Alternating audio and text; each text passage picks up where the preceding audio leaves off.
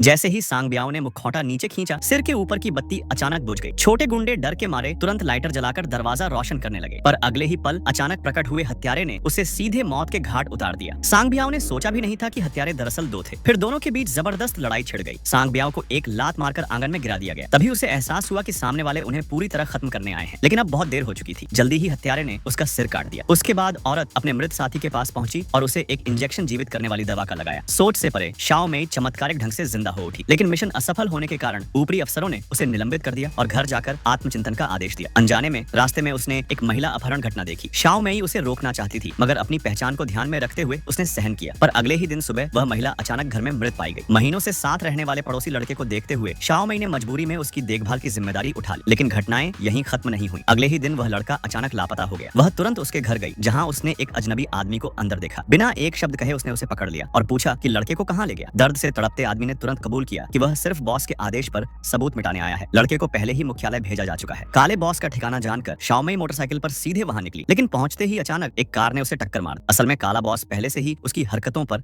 नजर रखे था। तुरंत शाओ मेई को पकड़कर मुख्यालय ले जाया गया, पर जब उसे दाशान मौत के घाट उतारने ही वाला था, उसकी एक महिला साथी का पिता अचानक आकर रुक गया। असल में उसने शाओ मेई की हत्यारी पहचान को भांप लिया था। फिर उसने लड़के की जान को दांव पर रखकर सौदा किया कि उसे ड्रग लॉर्ड के साथ सौदा पूरा करवाना होगा और फिर सबको खत्म कर देना होगा। लड़के को बचाने के लिए शाओ मेई को मानना पड़ा। जल्द ही सौदे के लिए दोनों पक्ष एक परित्यक्त गोदाम पहुंचे। सौदा सफलतापूर्वक हो भी गया। शाओ मेई मजबूरी में कार्रवाई करने ही वाली थी कि अचानक ड्रग लॉर्ड ने दाशान की चाल पकड़ ली। बिना कुछ कहे उसने अपने आदमियों को कत्लेआम का आदेश दिया। दाशान और उसकी टोली हक्के बक्के रह गई। यहाँ तक कि महिला का पिता भी तुरंत मार डाला गया। यह देखकर दाशान गुस्से से पागल हो गया। उसने हथियार उठा लिए और दोनों ओर से भयंकर गोलीबारी शुरू हो गई। ड्रग लॉर्ड हालात बिगड़ते देख भागने ही वाला था, लेकिन दाशान ने उसे छलनी कर डाला। गोदाम में आखिर में सिर्फ शाओ मेई और लड़का बचे। एक भीषण आखिरी लड़ाई के बाद शाओ मेई ने दाशान को वहीं मार गिराया और लड़के को लेकर तुरंत वहां से भाग निकली। इसके बाद वह गुमनाम हो गई और लड़के के साथ सुखी जीवन बिताने लगी।